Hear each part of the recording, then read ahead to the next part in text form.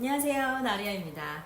오늘은 좋은 집을 찾았고 인스펙션도 했고 바이어 셀러가 다 사인까지 한 다음부터 클로징, 소유가 완전히 넘어가는 날이죠. 그 전까지 일어나는 일 5가지, 그리고 클로징 전에 절대 하지 말아야 될 3가지를 공유하겠습니다.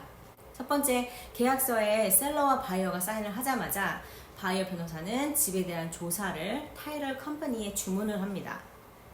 중고차를 만약에 산다고 생각을 해보세요. 그 전에 사고가 있었는지, 구입하기 전에 알아야 할 문제가 있는지, 그 차의 이력을 알고 사시잖아요. 그것과 똑같다고 생각하시면 됩니다. 먼저 그 집에 관련된 법적 문제나 클레임이 있는지 확인합니다.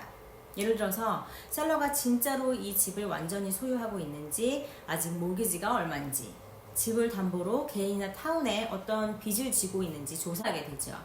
그리고 집과 집 바깥 구조물, 예를 들어서 울타리, 덱, 수영장, 야외 부엌, 뒤뜰에 놓는 쉐드, 작은 가건물입니다.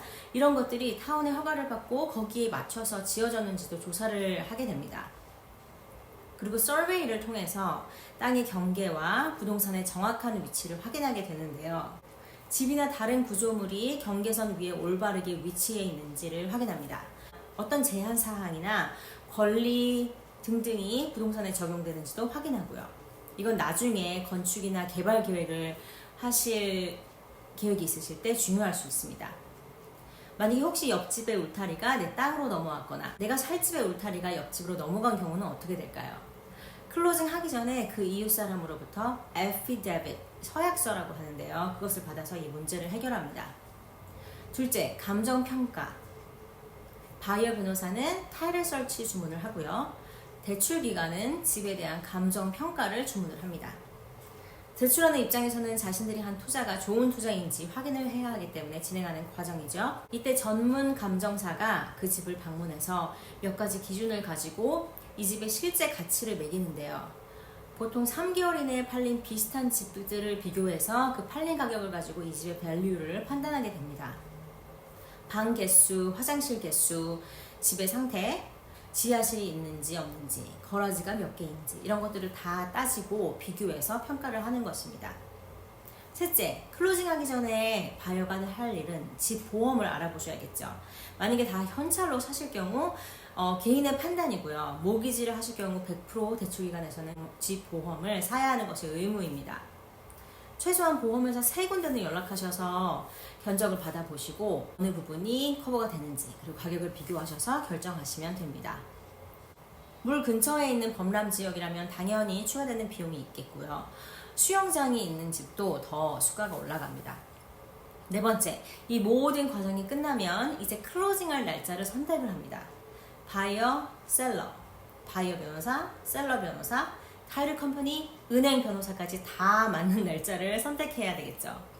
계약서에 동의된 클로징 날짜로부터 30일 이내에 날짜를 맞춰서 하시면 됩니다. 만약에 그 날짜에 갈 수 없다라고 하시면 Power of Attorney 라고 해서 위임장을 변호사에게 주어서 변호사가 대신 클로징을 할 수가 있습니다. 5번째, 이제 거의 다 왔습니다. 클로징 날짜가 정해지면 전기, 가스, 기름, 물, 인터넷 회사 등등 미리 연락을 하셔서 클로징 날짜 다음 날부터 바로 새 주인 이름으로 옮겨질 수 있도록 전화를 하시고요. 특별히 셀러가 클로징 이후에 더 머물지 않는 이상 클로징 날까지 셀러가 모든 공공요금을 지불합니다.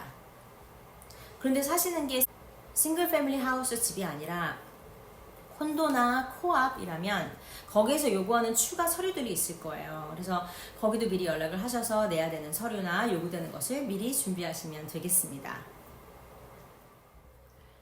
자, 이제 사인을 하고 나서 절대로 하시면 안 되는 일들입니다. 모기지를 이용해서 집을 사실 경우에만 해당이 되고요. 만약에 다 현찰로 사시면 상관없습니다.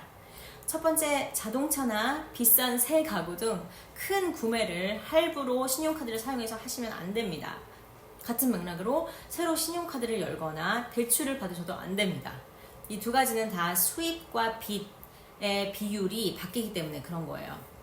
그리고 둘째, 가능하다면 직장도 바꾸시면 안 됩니다. 대출기관은 안정적인 직업 이력을 선호하거든요. 그래서 만약에 직장이 바뀌면 서류나 준비해야 될 것들이 다 바뀌기 때문에 모기지가 늦게 나오거나 취소가 될 수도 있습니다. 이자율이 당연히 바뀔 수도 있고요. 세 번째, 내야 되는 모든 요금을 절대로 늦게 내지 마시고 제 시간에 꼭 내셔야 됩니다. 이 세 가지만 지키시면 안전하고 편안하게 집 열쇠를 받으실 수 있습니다. 영상 봐주셔서 감사하고요. 구독, 좋아요 부탁드립니다. 감사합니다.